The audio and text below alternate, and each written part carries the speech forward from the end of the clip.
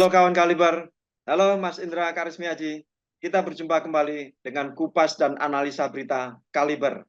Mas Indra, Ha- sehat? Halo, Mas Edi Wahyudi. Alhamdulillah, puji Tuhan, sehat. Dan saya juga Alhamdulillah. menyapa kawan Kaliber. Semoga semuanya dalam keadaan sehat dan semangat kita menghadapi tantangan yang semakin berat, tapi kita tetap harus semangat.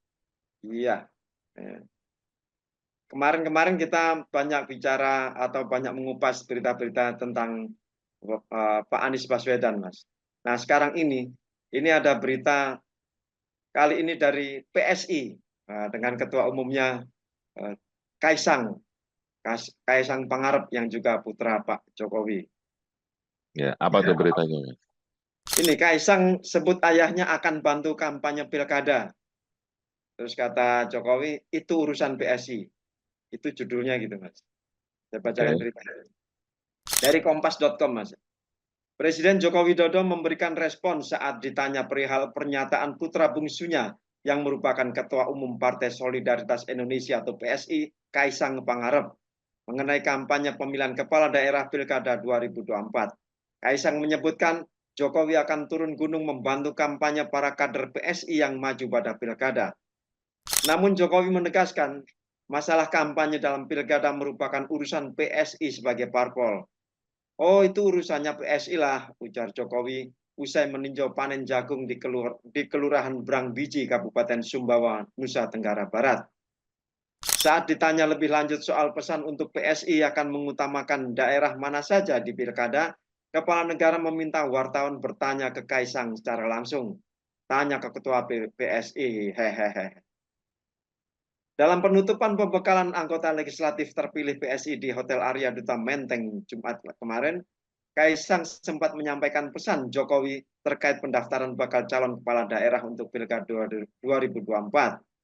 Salah satunya di NTT yaitu Ketua Dewan Pimpinan Wilayah atau DPW PSI Provinsi NTT Christian Widodo agar maju dalam pemilihan wali kota Kupang. Ini sama-sama Widodonya ya. Kayaknya nggak ada hubungannya keluarga ini. Selain itu, kata Kaisang, Jokowi juga akan turun membantu PSI pada pilkada. Jokowi ikut turun karena saat pilkada nanti sudah tidak menjabat lagi presiden. Nah, ini cawe-cawe Pak Jokowi, tapi sebagai pribadi, bukan sebagai presiden karena sudah selesai masanya. Ya, ya, ya. Oke.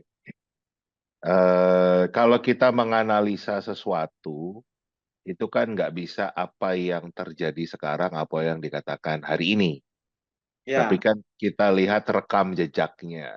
Kita lihat apa yang sudah terjadi ada secara rentetannya lah ya. sejarah itu seperti apa. Dan sebetulnya ini yang dikhawatirkan banyak orang kalau pilkada di November nanti itu sama brutalnya atau bahkan mungkin bisa lebih brutal daripada pilpres pileg kemarin yang betul-betul biayanya mahal karena memang betul-betul rakyat itu dalam tanda kutip disogok, kasih amplop, dikasih bansos, ada juga mobilisasi aparat negara ya kan untuk memenangkan salah satu paslon dan itu yang disampaikan oleh hakim-hakim MK yang 3 orang memberikan dissenting opinion. Jadi ini bukan pendapat Indra Karismiaji, bukan pendapat Edi Wahid, tapi pendapat hakim MK. Kan kalau kondisi itu ada. Nah, kalau kita mengingat lagi apa yang terjadi di Pilpres, dulu Pak Jokowi juga mengatakan awal kan nggak akan cawe-cawe, itu urusan parpol, ya kan?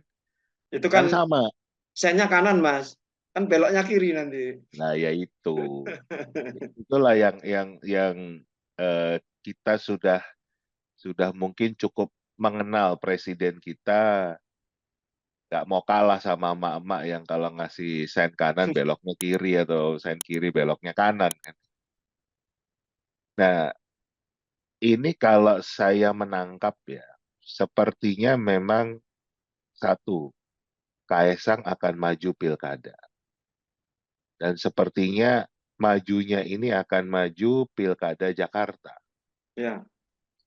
Karena ada info yang saya terima kalau akhirnya Ridwan Kamil itu akan tetap majunya di Jawa Barat, kemudian Ahok itu majunya akan di Kalimantan Timur.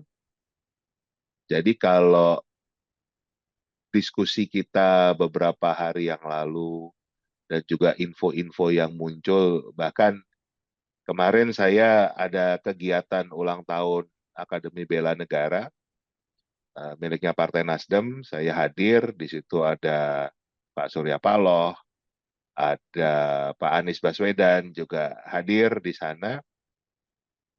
Kelihatannya nih, tapi belum belum final ya. Kalau Anies Baswedan akan maju di DKI Jakarta, akan maju di Jakarta, udah bukan DKI lagi nih. DKJ, Daerah Khusus Jakarta. Ya, jadi sepertinya kubu eh, yang mungkin mendukung pemerintah atau kubu yang kemarin di Pilpres itu berkompetisi di Jakarta akan berkompetisi lagi. Kemungkinan besar adalah Kaisang yang maju. Kita belum tahu ya finalnya bagaimana. Tapi kalau melihat apa yang sudah terjadi dengan keluarga Pak Jokowi ya nggak mungkin kalau nggak maju pilkada kan. Karena memang punya kepentingan untuk menempatkan posisi-posisi pejabat, dengan kata lain butuh dicariin kerjaan sama bapaknya kan. Kalau nggak jadi pengangguran.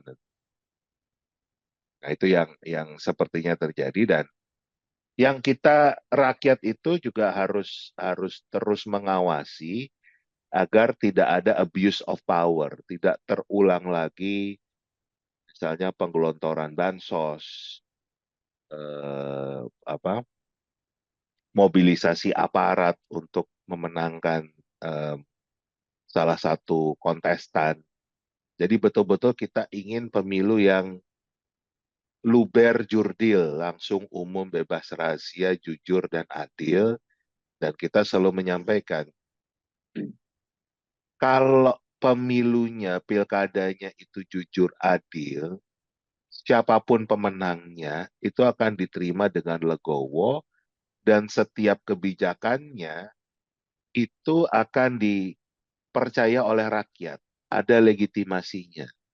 Tapi kalau proses yang dicapai untuk memenangkan pilkada, pemilu, pilpres itu banyak tanda tanyanya, banyak dugaan kecurangannya, itu legitimasinya akan berkurang. Dan itu yang membuat orang-orang akan terus nyinyir, orang-orang tidak percaya, dan itu akan juga membuat langkah-langkah dalam membuat kebijakan itu sulit. Dan akhirnya nanti memaksakan diri menjadi pemerintahan yang otoriter, bukan yang demokratis. Itu yang kita khawatirkan sih. Dan ini menurut saya sudah warning buat rakyat Indonesia nih. Kalau ada keluarga Pak Jokowi yang akan maju lagi dalam kontestasi pilkada, kemungkinan besar majunya adalah di Jakarta. Kenapa Jakarta ini penting? Walaupun sudah bukan ibu kota lagi, tapi ini adalah pusat ekonomi. Jakarta adalah pusat ekonomi, jadi kalau ibaratnya di luar negeri itu, Jakarta akan jadi New York, Ya. walaupun eh, ibu kota Amerikanya itu Washington DC ya. Kemudian sama seperti Sydney di Australia, walaupun ibu kota negaranya itu di Canberra. Nah, ini sama. Jadi kita bicara akan memiliki banyak kepentingan untuk memimpin Jakarta. Karena tadi Jakarta itu pusat ekonomi, APBD-nya pun di atas banyak kementerian. APBD-nya itu 80-an triliun tiap tahun. Jadi sangat besar sekali dan cukup kompleks, eh, akan menjadi platform walaupun tingkatnya tingkat daerah, tapi beritanya akan jadi berita nasional. Jadi siapapun yang memimpin di Jakarta itu akan punya dampak di 2029 nanti saat saat Pilpres 2029 ya. Itu yang pastinya siapapun kubunya tidak akan mau melepaskan kesempatan ini. Akan berupaya sekuat tenaga untuk merebut posisi gubernur Jakarta. Dan sepertinya ini keluarga Pak Jokowi juga nggak akan melepaskan kesempatan ini. Nah, kita harus mengawal agar tidak terjadi kecurangan-kecurangan seperti yang disampaikan oleh Hakim MK, 3 hakim yang dissenting opinion itu. Itu yang kita kita betul-betul harus harus rakyat Indonesia harus mengawal bersama. Jadi jangan malah hanyut dengan kucuran bansos, dengan eh, apa amplop-amplop itu hanya bicara mungkin habis sebulan 2 bulan apa yang diberikan itu. Tapi ini akan berdampak pada 5 tahun ke depan kehidupan rakyat Jakarta atau daerah lain. Nah, kita betul-betul eh, ingin pemimpin itu yang dicintai oleh rakyat, yang betul-betul bekerja untuk rakyat dan memiliki legitimasi. Gitu, Ya, Mas. nah, itu sebetulnya yang sudah kita perkirakan dan kita khawatirkan. Presiden yang terjadi di Pilpres kemarin, Ya. kecurangan yang terstruktur itu, yang paling masif itu akan di copy paste pada pilkada-pilkada depan ini nanti, September atau Oktober nanti itu ya.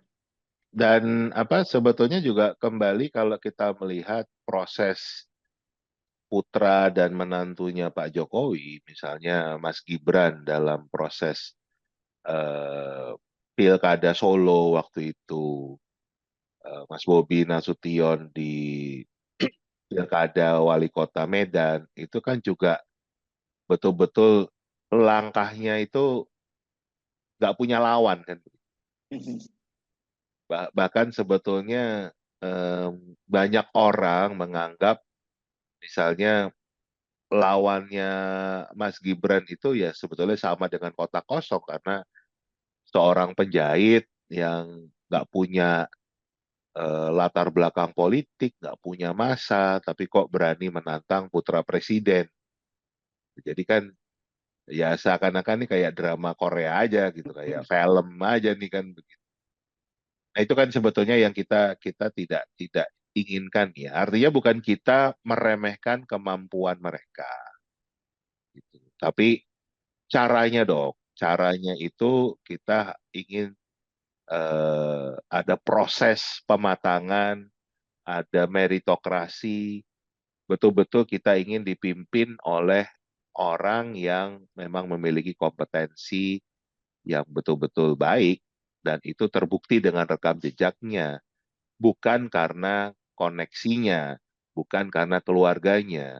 Kita betul-betul tidak ingin sebetulnya nepotisme itu hidup di Indonesia. Itu kan perjuangan kita zaman reformasi dulu.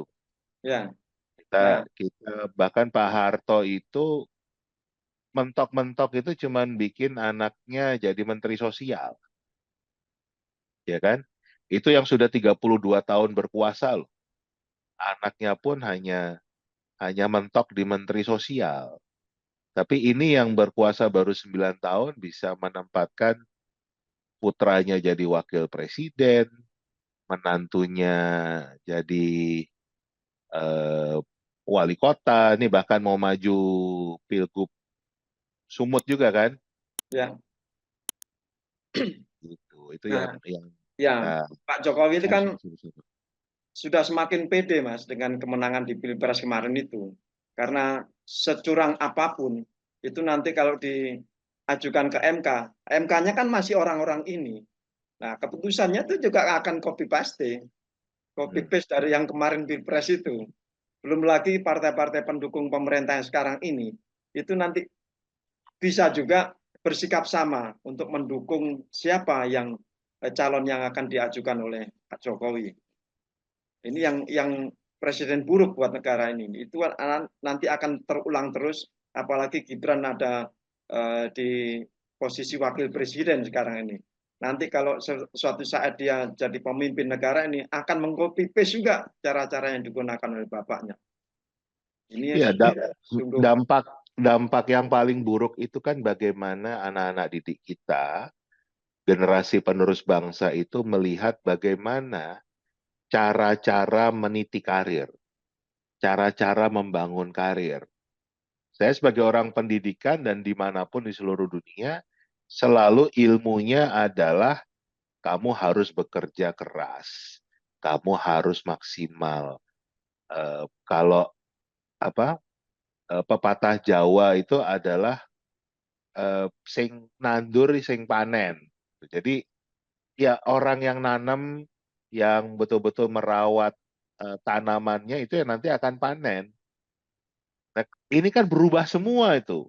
ya. Dengan sekarang itu kan melihat, oh kita nggak perlu bekerja keras, kita nggak perlu bercocok tanam untuk manen. Kita cukup punya keluarga yang Modal. memiliki posisi, ya kan, bisa mengatur segala-galanya, dan itu nggak peduli kita punya kapasitas apa enggak, kompetensi atau enggak. Kita nggak peduli apakah ada orang lain yang sebetulnya lebih kompeten, yang sudah membangun karir dari awal. Tapi yang penting ya buat kita atau saya kan. Itu kan akan semakin membuat anak didik kita sangat egois, ya kan? Akan memikirkan kepentingannya sendiri, bukan kepentingan rakyat banyak, padahal pejabat publik itu fungsinya adalah melayani rakyat. Itu yang sebetulnya kita semua khawatirkan. Itu dan cara-caranya pun dengan cara melanggar etika. Kan kembali itu sudah kembali bukan pendapat saya nih seorang Indra Karismiaji yang bukan siapa-siapa, tapi adalah pendapat dari MK-MK, pendapat dari DKPP, ya kan? Termasuk juga di para hakim MK yang membuat dissenting opinion ini kan juga kurang lebih sama ya. Tokoh-tokoh masyarakat seperti Romo Magnis itu juga menyampaikan hal yang sama. Jadi saya tuh sangat khawatir kalau Indonesia emas itu berubah menjadi Indonesia cemas dan lemas. Gitu. Itu, Mas. Dan bisa kalau di mata internasional bisa jadi Indonesia cemar. Betul, betul, betul, betul. Jadi ini kita pertaruhkan juga pilkada DKI itu pada warga Jakarta yang punya hak pilih nanti di pilkada, ya. Jadi kalau misalnya mereka dihadapkan pada pilihan, misalnya ini ya, Kaisang, terus satunya lagi calonnya namanya Anies Baswedan, sudah perbandingkan ini. Masa sih Kaisang tuh jauh lebih mumpuni dibanding Anies Baswedan? Di samping So, kompetensi juga, apakah mereka rela dengan sembako yang seharga 200.000 ini, rela kotanya hancur gitu ya. Ya kita belum tahu ya hancur beneran apa enggak, tapi proses pemilihannya itu pun itu sudah menunjukkan bahwa eh, integritas warga Jakarta ini nanti dipertaruhkan. oh, Integritas warga itu juga dipertaruhkan ini nanti. jangan salah, Mas. Jangan jangan jangan kita melihatnya masa Anies Baswedan di eh, istilahnya disandingkan dengan Kaisang Pangarep itu mana yang lebih baik. Ya mungkin kalau orang waras itu melihatnya ya dengan berbagai macam rekam jejak ya kita bisa lihat kompetensi harusnya Anies Baswedan itu kan kalau waras ya Tapi kalau kita kemarin melihat, kita menyandingkan antara Mahfud MD Nah, itu. dengan Gibran Raka Buming Raka, kok orang lebih milih Gibran? Jadi, jadi ini kan kondisinya memang sedang Sakit ada gitu. hal yang tidak baik-baik saja nih. Kembali kita bukan mendiskreditkan mereka, tetapi kalau buat saya adalah apa yang mereka perbuat, apa yang mereka lakukan, karirnya itu belum waktunya. Harus lebih banyak menunjukkan lagi. Jadi betul-betul membuat karir itu dari bawah lah. Kalau mau berkarir di politik ya berkarirlah di politik. Jadi apa ya? Contoh contoh aja ya, misalnya Mbak Puan Maharani. Itu kan memulai karir politiknya dari bawah betul-betul. Jadi walaupun ibunya dulu presiden, tapi kan nggak waktu ibunya menjadi presiden, kemudian dia langsung diangkat jadi menteri atau bahkan didorong jadi wakil presiden misalnya, nggak ke sana. Tetapi justru malah Mbak Puan ini disiapkan menempati berbagai macam posisi, ya kan? Ketua DPR di periode kemarin, sebelumnya jadi menteri. Jadi punya pengalaman-pengalaman yang tidak betul-betul oleh rakyat itu di apa ya dipertanyakan. Kalau masalah jabatan di partai itu kan urusan partai ya, Ya. bukan urusan rakyat. Gitu. Orang kalau mau mengatakan nepotisme, kalau saya sih melihatnya bukan nepotisme itu karena itu kan internal, tidak berhubungan dengan